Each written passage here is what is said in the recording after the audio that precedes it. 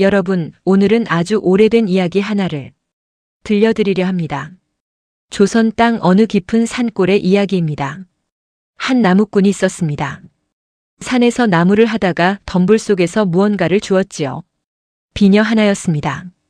은빛 비녀인데 한쪽에 검붉은 핏자국이 선명하게 말라붙어 있었습니다. 누가 흘렸나? 가져가면 팔 수도 있겠다. 나무꾼은 별 생각 없이 품에 넣었습니다. 그날 밤부터였습니다. 방 안이 싸늘하게 식었습니다. 창호지 너머로 누군가의 그림자가 어른거렸습니다. 그리고 들렸습니다. 여자의 울음소리가 낮고 낮고 또 낮게. 나무꾼은 생각했습니다. 귀신이라면 왜 나를 해치지 않는 걸까? 왜 그저 울기만 하는 걸까? 그리고 사흘째 밤 마침내 귀신이 그의 앞에 나타났습니다. 창백한 얼굴, 풀어헤친 검은 머리, 하얀 소복 자락의 핏자국. 하지만 귀신은 그를 덮치지 않았습니다. 그저 두 눈 가득 눈물을 담고 떨리는 입술로 말했습니다. 제발 제 말 좀 들어주세요. 여러분, 이 귀신은 왜 나무꾼을 따라온 걸까요? 그리고 이 비녀에는 어떤 사연이 숨겨져 있었을까요? 오늘 그 이야기를 끝까지 들으시면 아마 마음 한켠이 오래도록 먹먹하실 겁니다. 자, 그럼 시작해 볼까요? 조선다리 아담을 찾아주신 모든 분들께 감사드립니다. 구독과 좋아요 부탁드리며 보고 계신 지역을 댓글로 남겨주시면 지금 계신 곳에 행운이 깃든 복을 보내드리겠습니다. 그럼 오늘의 이야기 시작해 볼까요? 때는 조선 중기 강원도 깊은 산자락에 자리한 작은 마을 이야기입니다. 마을 이름은 다름리. 달이 빨리 뜬다 하여 붙은 이름이라 했지만 사실 그 마을은 산에 둘러싸여 해도 늦게 들고 일찍 졌습니다. 그만큼 외지고 가난한 곳이었지요. 그 마을 변두리 오두막 하나의 나무꾼 총각이 혼자 살았습니다. 이름은 막동이. 25살 일찍 부모를 여의고 산에서 나무를 베어 장에 내다 팔며 하루하루를 이어가는 청년이었습니다. 막동이는 키가 훤칠하고 어깨가 떡 벌어진 체격이었지만 눈빛은 늘 온화했습니다. 힘이 세면서도 목소리는 낮고 부드러웠고 동네 어른들 앞에서는 항상 허리를 굽혔습니다. 밥 한 끼 나눌 것도 없이 가난했지만 길에서 굶은 개를 보면 자기 밥을 떼어주는 사람이었습니다. 마을 사람들은 그런 막동이를 안쓰럽게 그리고 또 흐뭇하게 바라봤습니다. 저놈은 마음이 너무 좋아서 탈이야. 그 마음만 팔아도 부자 되겠다. 마을 노인들이 웃으며 하던 말이었습니다. 그의 가을이었습니다. 단풍이 불붙듯 물든 산중턱, 막동이는 이른 아침부터 도끼를 들고 올라갔습니다. 날은 맑았고 바람은 차가웠습니다. 낙엽 밟히는 소리가 바스락바스락, 도끼질 소리가 쩡쩡 울려 퍼졌습니다. 한참 나무를 패고 있을 때였습니다. 무언가 번쩍이는 것이 눈에 들어왔습니다. 덤불 속 낙엽이 두텁게 쌓인 자리 아래였습니다. 막동이는 무심코 손을 뻗었습니다. 비녀였습니다. 길이 한 뼘쯤 되는 은비녀. 끝에 작은 꽃 모양이 새겨진 제법 정교하게 만들어진 것이었습니다. 가난한 집 물건이 아닌 것 같았지요. 하지만 비녀의 아랫부분, 머리에 꽂히는 쪽에는 검붉게 말라붙은 자국이 있었습니다. 핏자국이었습니다. 막동이는 미간을 찌푸렸습니다. 왠지 모르게 찬 기운이 손끝에서 올라오는 것 같았습니다. 잠시 망설이다가 그는 비녀를 소매자락에 감쌌습니다. 누가 다친 모양이구나. 마을에 내려가면 물어봐야겠다. 그러나 그날 장에 나가 이리저리 물어봐도 아는 사람이 없었습니다. 비녀를 잃었다는 집도 없었고 산에서 다쳤다는 사람도 없었습니다. 막동이는 고개를 갸웃하며 비녀를 그냥 방 구석에 올려두었습니다. 그날 밤이었습니다. 자리에 누워 눈을 감는데 방 안이 갑자기 싸늘해졌습니다. 한여름도 아닌 가을인데 그 싸늘함은 계절의 것이 아니었습니다. 뼛속까지 파고드는 묘하게 낯선 한기였습니다. 막동이는 이불을 끌어당겼습니다. 그런데 귀에 무언가가 걸렸습니다. 바람 소리 같기도 하고 아닌 것 같기도 했습니다. 낮고 가느다란 소리. 여자의 울음소리였습니다. 바람이겠지. 그는 눈을 질끈 감았습니다. 하지만 소리는 멎지 않았습니다. 오히려 조금씩 가까워졌습니다. 창호지 너머로 무언가의 그림자가 천천히 지나갔습니다. 막동이는 숨을 참았습니다. 등줄기에 식은땀이 흘렀습니다. 이튿날 아침 그는 간밤일을 이웃 할머니에게 조심스럽게 꺼냈습니다. 할머니, 우리 마을에 혹시 원통하게 죽은 처녀가 있었나요? 할머니의 얼굴이 굳었습니다. 눈을 가늘게 뜨더니 목소리를 낮추었습니다. 막동아, 그 말은 꺼내지도 마라. 위험한 일에 엮이지 말고. 그러곤 입을 다물어 버렸습니다. 막동이는 왠지 모를 불안함을 느꼈습니다. 하지만 그 불안함보다 더 강하게 마음을 잡아당기는 것이 있었습니다. 그건 바로 그 울음소리의 슬픔이었습니다. 무섭다기보다는 너무도 슬픈 소리였습니다. 둘째 밤도 마찬가지였습니다. 아니, 더했습니다. 울음소리는 더 또렷해졌고 그림자는 더 오래 창호지 위에 머물렀습니다. 막동이는 밤새 잠을 이루지 못하고 벽에 등을 붙인 채 날이 새기를 기다렸습니다. 새벽 닭이 울자 그림자가 스르르 사라졌습니다. 다음 날 막동이는 마을 박서방에게 비녀를 보여주었습니다. 마을에서 제일 오래 살며 이것저것 많이 아는 노인이었습니다. 박서방은 비녀를 한참 들여다보더니 손을 탁 쳤습니다. 이거 최참판댁 물건 아니냐? 최참판. 다름리에서 가장 큰 기와집을 가진 양반이었습니다. 땅도 넓고 권세도 컸습니다. 마을 사람들은 그 앞에서 함부로 눈도 못 마주쳤지요. 최참판댁 물건이 왜 산속에 있었을까요? 박서방은 말을 흐렸습니다. 무언가 알고 있으면서 말하기 꺼리는 표정이었습니다. 막동아, 그 비녀 그냥 산에 갖다 묻어라. 절대 최참판댁에 돌려주려 하지 말고. 왜요? 그냥 묻어. 막동이는 집으로 돌아왔습니다. 비녀를 손에 쥐고 한참 들여다보았습니다. 핏자국, 정교하게 새겨진 꽃무늬. 이 비녀의 주인은 누구였을까? 왜 산속에서 피를 흘렸을까? 그리고 왜 마을 어른들은 하나같이 입을 닫는 걸까? 그리고 사흘째 밤이 왔습니다. 막동이는 이번엔 눈을 감지 않았습니다. 등잔불 하나를 켜두고 방 한가운데 앉아 기다렸습니다. 두 손을 무릎에 얹고 허리를 고추 세운 채로 자정이 지날 무렵이었습니다. 등잔불이 흔들렸습니다. 바람이 없는데 불꽃이 기우뚱했습니다. 방 안의 온도가 뚝 떨어졌습니다. 막동이는 이를 악물었습니다. 그리고 구석 어둠 속에서 무언가가 모습을 드러냈습니다. 창백했습니다. 얼굴이 달빛처럼 하였습니다. 긴 검은 머리가 어깨 아래로 풀어져 내려왔습니다. 하얀 소복. 그 소복의 가슴 부분에 검붉은 핏자국이 번져 있었습니다. 발은 땅에 닿지 않았고 두 눈은 새카맣고 깊었습니다. 막동이의 온몸에 소름이 돋았습니다. 다리가 저렸습니다. 도망치고 싶었습니다. 하지만 그는 꼼짝하지 않았습니다. 왜냐하면 보였기 때문입니다. 그 새카만 두 눈 속에 가득 찬 것이 분노가 아니었습니다. 원한만도 아니었습니다. 슬픔이었습니다. 너무도 깊고 지독한 슬픔이었습니다. 귀신의 떨리는 입술이 열렸습니다. 무섭지 않으세요? 막동이는 목이 꽉 막혔습니다. 그는 간신히 침을 삼키고 대답했습니다. 무섭다. 근데 내가 더 슬퍼 보인다. 귀신의 눈에서 눈물이 흘렀습니다. 투명한 눈물이 창백한 볼을 타고 흘러내렸습니다. 저는 억울합니다. 너무너무 억울합니다. 막동이는 천천히 고개를 끄덕였습니다. 앉아서 얘기해봐라. 귀신은 잠시 망설이더니 방 구석에 소복 자락을 여미고 앉았습니다. 그 모습이 어찌나 가냘프고 외로워 보이던지 막동이는 오히려 가슴이 아팠습니다. 귀신의 이름은 옥년이었습니다. 19살 다름리 아랫마을 구두장이의 외동딸이었습니다. 아버지 손에서 자란 아이, 어머니도 없이 가난하게 살았지만 아버지가 세상에서 가장 큰 의지이던 처녀였습니다. 그리고 석 달 전에 죽었습니다. 어떻게 죽은 거냐? 옥년은 대답하지 않았습니다. 입술을 꽉 깨물었습니다. 그 눈물이 다시 차올랐습니다. 말 못하는 이유가 있는 거냐? 옥년이 천천히 고개를 들었습니다. 눈 속에 두려움이 있었습니다. 죽은 귀신이 무언가를 두려워하고 있었습니다.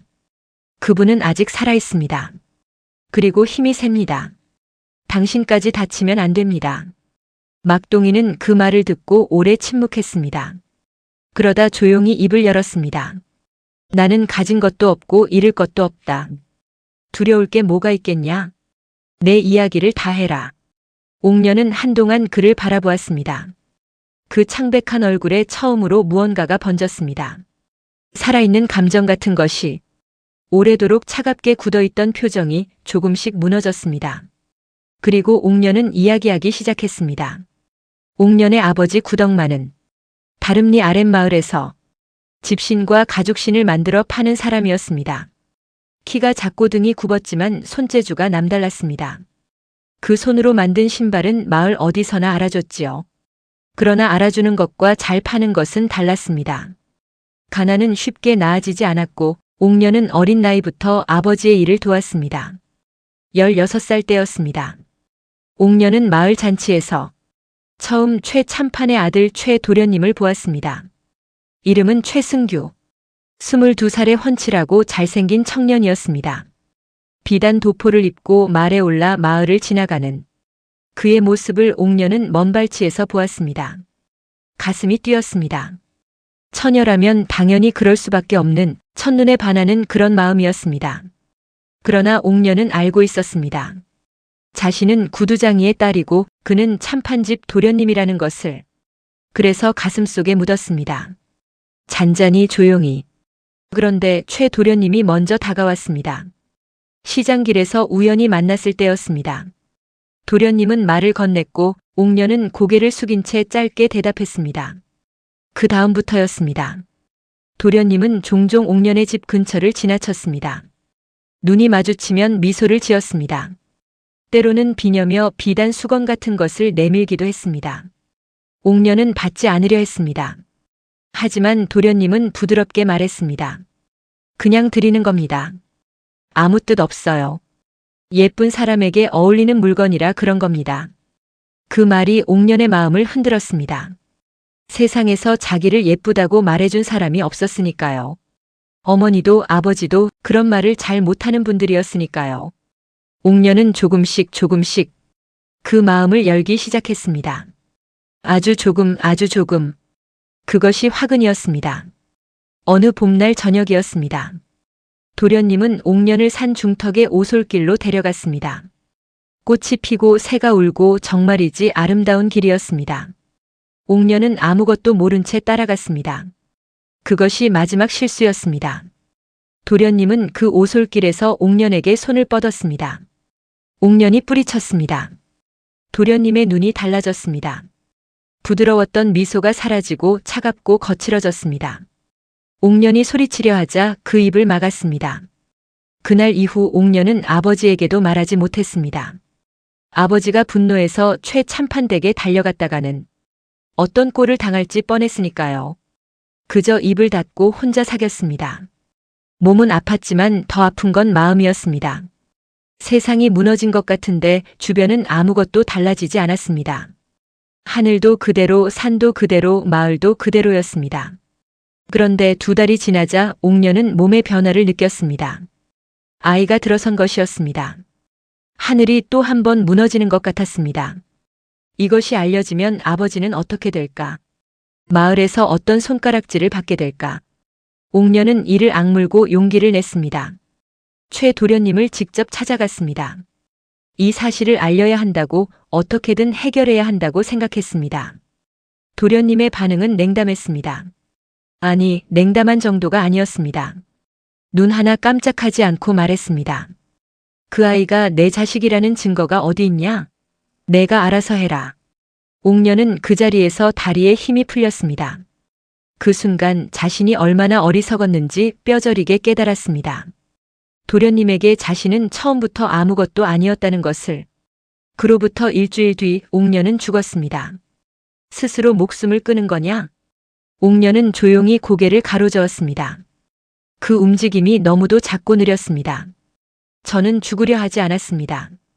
아버지를 두고 어떻게 그럴 수 있겠어요? 저는 도련님의 사람들에게 끌려가 죽임을 당했습니다.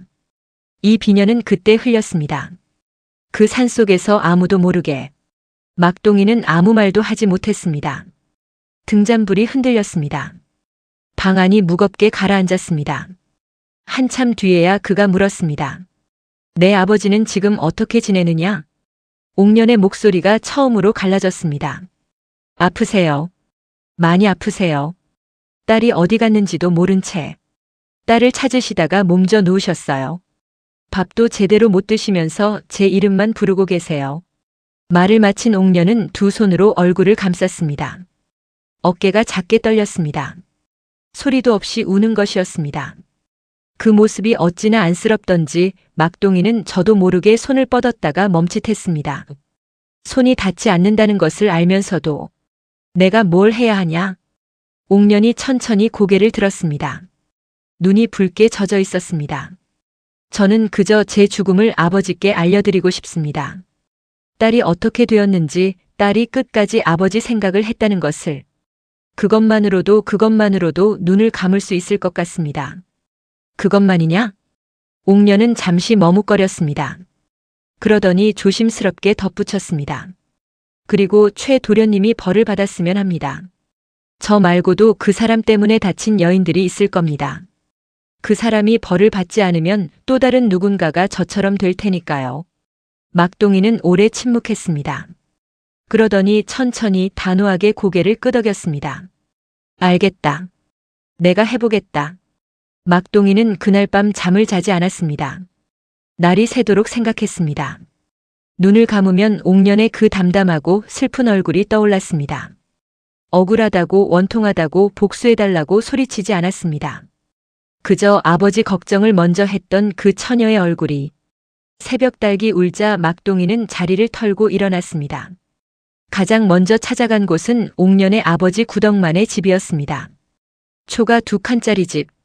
문을 여는데 코끝에 양 냄새가 확 풍겼습니다. 방 안에는 노인이 누워 있었습니다. 뼈가 드러날 듯 야윈 얼굴, 눈은 멍하니 천장을 향해 있었습니다. 숨을 쉬는지 안 쉬는지도 알 수 없을 만큼 미동도 없었습니다. 그런데 들렸습니다. 작고 가는 목소리가. 옥년아 옥년아. 잠결에도 딸 이름을 부르고 있었습니다. 막동이는 그 자리에 한동안 서 있었습니다. 목이 메었습니다. 노인의 곁에 천천히 앉아 그 손을 잡았습니다. 차고 가는 손이었습니다. 손마디마다 굳은 살이 박혀 있었습니다. 평생 신발을 만들며 딸 하나 키워온 손이었습니다. 노인이 가는 눈을 떴습니다. 혹시 우리 옥년이 봤냐? 집을 나간 지 석 달이 됐는데 소식이 없어. 아무 데서도 소식이 없어. 막동이는 대답하지 못했습니다. 지금 당장 옥년이 죽었다는 말을 할 수 없었습니다. 이 허약한 노인이 그 말을 듣는 순간 버틸 수 있을지 알 수 없었습니다. 곧 알려드릴 수 있을 겁니다. 제가 반드시 찾아보겠습니다. 노인은 희미하게 고개를 끄덕이더니 다시 눈을 감았습니다. 막동이는 그 손을 잠시 더 잡고 있다가 조용히 일어섰습니다. 서둘러야 한다. 저 노인이 눈을 감기 전에. 막동이는 그날부터 증거를 모으기 시작했습니다.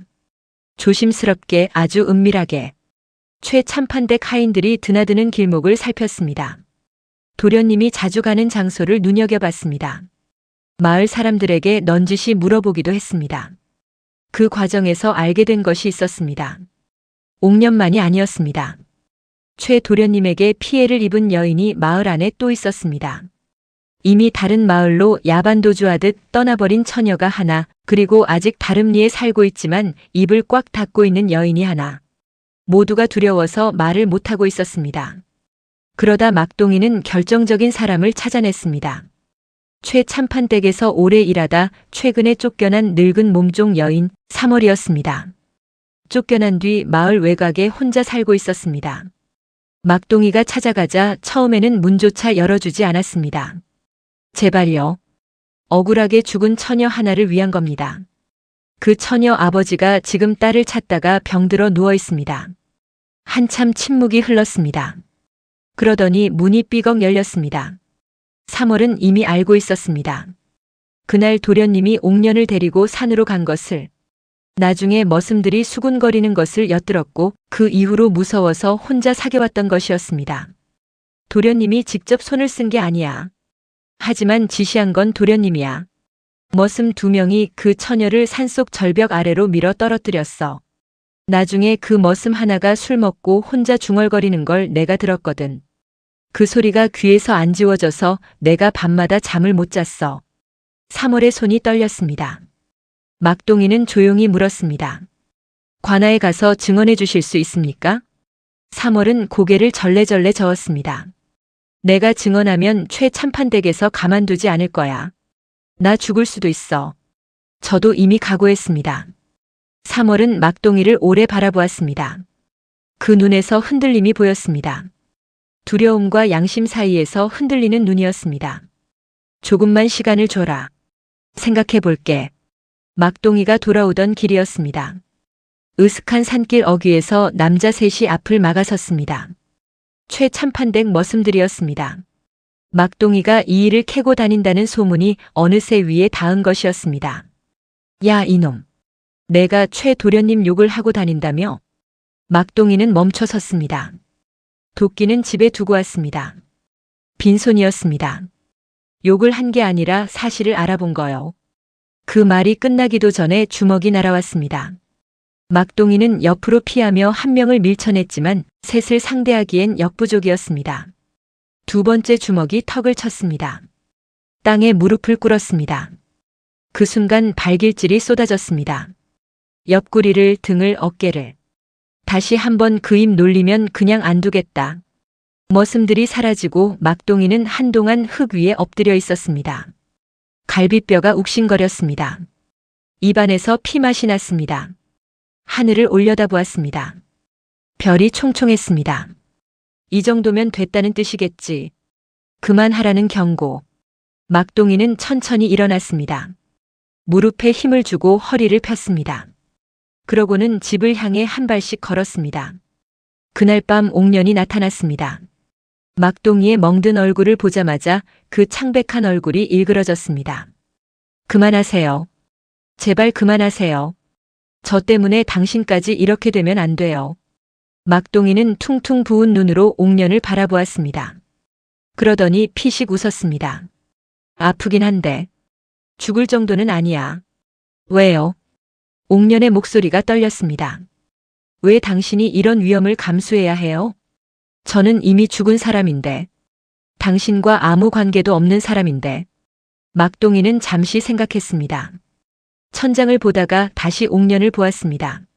내 아버지가 자꾸 생각나서. 잠결에도 딸 이름 부르던 그 노인이. 그리고 그는 말을 잠깐 끊었습니다. 나도 부모를 일찍 여의었거든. 그 노인 손을 잡는데 내 아버지 손 같았어. 옥년의 눈에서 눈물이 흘렀습니다. 이번엔 소리가 났습니다. 작고 낮은 울음소리가. 막동이는 아무 말 없이 그 울음소리를 들었습니다. 서로 아무 말도 하지 않았지만 그 침묵이 오히려 따뜻했습니다. 한참 뒤 옥년이 울음을 그치고 조용히 말했습니다. 3월 어멈이 마음을 돌렸어요. 내일 아침에 다시 가보세요. 막동이가 눈을 가늘게 떴습니다. 내가 다녀온 거냐? 옥년은 대답하지 않았습니다. 다만 창백한 얼굴에 아주 희미하게 처음으로 미소 같은 것이 번졌습니다. 다음 날 아침 막동이는 멍든 몸을 이끌고 3월의 집을 다시 찾았습니다. 문은 이미 열려 있었습니다. 3월은 방 안에 단정히 앉아 있었습니다. 어제와는 달랐습니다. 눈빛이 가라앉아 있었습니다. 두려움이 사라진 것이 아니라 두려움보다 더 큰 무언가가 그 자리를 채운 것 같았습니다. 어젯밤에 꿈을 꿨어. 3월이 천천히 입을 열었습니다. 하얀 옷 입은 처녀가 나왔어. 아무 말도 안 하고 그냥 나를 바라보기만 했는데 그 눈이 어찌나 슬프던지. 잠에서 깨고 나서도 한참을 울었어. 막동이는 아무 말도 하지 않았습니다. 증언하겠어. 내가 아는 것을 다 말하겠어. 3월의 손이 여전히 떨렸습니다. 하지만 목소리는 떨리지 않았습니다. 막동이는 그 길로 움직였습니다. 3월의 증언을 등에 업고 이번엔 관아로 향했습니다. 혼자였습니다. 가진 것이라곤 3월의 말과 핏자국 묻은 비녀 하나뿐이었습니다. 고을 원님은 처음에 귀찮다는 듯 손을 저었습니다. 나무꾼 주제에 참판댁을 고발하겠다고. 증거도 없이? 증거 있습니다. 증인도 있습니다. 막동이는 비녀를 내밀었습니다. 그리고 3월의 이름을 댔습니다. 원님의 눈썹이 꿈틀했습니다. 최 참판과 원님이 결탁되어 있다는 소문은 막동이도 알고 있었습니다. 이것이 묻힐 수도 있었습니다. 그런데 그날 예상치 못한 일이 벌어졌습니다. 관아 마당에 사람들이 몰려들기 시작한 것이었습니다. 하나, 둘, 열, 스물. 다름리 마을 사람들이었습니다. 누가 부른 것도 아니었습니다. 소문이 퍼진 것이었습니다. 나무꾼 막동이가 참판댁 도련님을 고발하러 관아에 갔다는 소문이, 그리고 그 소문을 들은 사람들이 하나둘 발걸음을 옮긴 것이었습니다. 그 중에는 최 도련님 때문에 피해를 입고 말 못하고 살던 여인도 있었습니다. 얼굴을 가린 채였지만 그래도 왔습니다. 오래 침묵하던 마을 사람들이 막동이의 등 뒤에 서기 시작했습니다. 원님은 그 광경을 보고 더 이상 손을 저을 수 없었습니다. 사흘 뒤 최승규는 관아에 끌려왔습니다. 처음엔 코웃음을 쳤습니다. 나무꾼 따위가 감히 자신을 건드렸다는 것이 우스웠던 것이겠지요. 하지만 3월이 증언대에 섰을 때 그 표정이 굳었습니다. 피해를 입은 여인이 떨리는 목소리로 입을 열었을 때 얼굴이 창백해졌습니다. 그리고 핏자국 묻은 비녀가 증거로 제시되었을 때 최승규는 더 이상 아무 말도 하지 못했습니다. 최승규는 그 자리에서 포박되었습니다. 최 참판은 아들을 구하려 했지만 이미 마을 전체가 등을 돌린 뒤였습니다. 관아도 더는 외면할 수 없었습니다. 막동이는 관아 마당을 나오며 하늘을 올려다보았습니다. 맑고 높은 하늘이었습니다. 바람이 불었습니다. 서늘하고 깨끗한 바람이었습니다. 막동이는 그 바람을 맞으며 눈을 감았습니다. 됐다. 그날 저녁 막동이는 구덕만 노인을 찾아갔습니다. 노인은 여전히 누워 있었습니다. 약 냄새, 희미한 등잔불, 거친 숨소리. 막동이는 노인의 곁에 앉아 그 손을 두 손으로 감쌌습니다. 어르신. 옥년이 찾았습니다. 노인의 눈꺼풀이 떨렸습니다. 옥년이 어딨냐? 어딨어? 막동이는 숨을 한 번 깊이 들이켰습니다. 그리고 천천히 최대한 부드럽게 말했습니다. 옥년이는 하늘로 갔습니다. 어르신보다 먼저 갔습니다. 노인의 눈에서 눈물이 흘렀습니다. 소리도 없이 그저 두 줄기 눈물이 깊게 펜주름을 타고 흘러내렸습니다. 그렇구나, 그렇구나. 막동이는 말을 이었습니다. 옥년이 어떻게 죽었는지를, 끝까지 아버지를 걱정했다는 것을, 아버지 곁으로 돌아가고 싶었지만 돌아갈 수 없었다는 것을, 그리고 그 억울함이 이제 풀렸다는 것을. 노인은 내내 울었습니다. 소리 없이 멈추지 않고 한참 뒤 노인이 가는 목소리로 말했습니다. 우리 옥년이가 마지막까지 아비 생각을 했다고. 그랬습니다. 제가 똑똑히 들었습니다. 노인은 눈을 감았습니다. 그 눈가에서 눈물이 계속 흘렀지만 표정은 조금 달라져 있었습니다. 무너질 듯 괴롭던 얼굴이 아주 조금 편안해져 있었습니다. 고맙다. 이 은혜를 어찌 갚냐? 갚지 않으셔도 됩니다. 그냥 밥이나 잘 드시고 오래 사세요. 막동이는 그날 밤 집으로 돌아와 방 한가운데 앉았습니다. 등잔불을 켰습니다. 그리고 기다렸습니다. 자정이 지났습니다. 그런데 오지 않았습니다. 새벽이 됐습니다. 그래도 오지 않았습니다. 울음소리도 없었습니다. 그림자도 없었습니다. 방 안은 조용하고 아무 일도 없는 평범한 밤이었습니다. 막동이는 선반 위에 올려두었던 비녀를 집어들었습니다. 한참 들여다보았습니다. 핏자국이 있던 자리가 깨끗해져 있었습니다. 언제 그렇게 되었는지 알 수 없었습니다. 하지만 막동이는 알 것 같았습니다. 옥년이 떠난 것이었습니다. 막동이는 다음 날 아침 일찍 산으로 올라갔습니다. 옥년이 죽었던 그 절벽 아래 산속 깊은 곳이었습니다. 그곳에 작은 돌무덤을 쌓았습니다. 그리고 비녀를 그 앞에 놓았습니다. 바람이 불었습니다. 낙엽이 흩날렸습니다. 막동이는 무릎을 꿇고 두 손을 모았습니다. 잘 가라. 이제 아프지 말고. 아무 대답도 없었습니다. 당연히 없을 대답이었습니다. 하지만 막동이는 느꼈습니다. 산속의 공기가 달라진 것을. 아침 햇살이 나뭇가지 사이로 내려앉으며 그 작은 돌무덤을 환하게 비추었습니다. 바람이 한 번 더 불었습니다. 나뭇잎이 살랑살랑 흔들렸습니다. 마치 대답 같았습니다. 막동이는 한참을 그 자리에 앉아 있었습니다. 그러다 일어서서 산을 내려오기 시작했습니다. 발걸음이 가벼웠습니다. 마음도 가벼웠습니다. 슬프지 않다면 거짓말이겠지만 그 슬픔 안에 이상하게도 따뜻한 무언가가 섞여 있었습니다. 훗날 다름리 사람들은 이런 말을 했습니다. 그해 가을부터 산속에서 울음소리가 사라졌다고. 그리고 막동이는 그 뒤로도 오래오래 그 마을에서 나무를 하며 살았는데 유독 남의 억울한 일이라면 두 팔 걷고 나서는 사람이 되었다고. 마을 사람들은 그걸 보며 말했습니다. 저 사람은 귀신한테 무언가를 배운 거야. 여러분, 오늘 이야기 어떠셨나요? 옥년이 막동이를 따라온 이유는 딱 하나였습니다. 살면서 단 한 번도 만나보지 못한 것을 죽어서야 만났기 때문입니다. 아무 이유 없이, 아무 대가 없이 그냥 들어주는 사람. 세상에서 가장 무서운 귀신도 그 앞에서는 그냥 슬픈 처녀였습니다. 오늘 이야기가 마음에 드셨다면 좋아요와 구독 꼭 눌러주세요. 여러분의 응원이 다음 이야기를 만드는 힘이 됩니다. 다음에도 가슴 따뜻한 옛 이야기로 찾아오겠습니다. 감사합니다.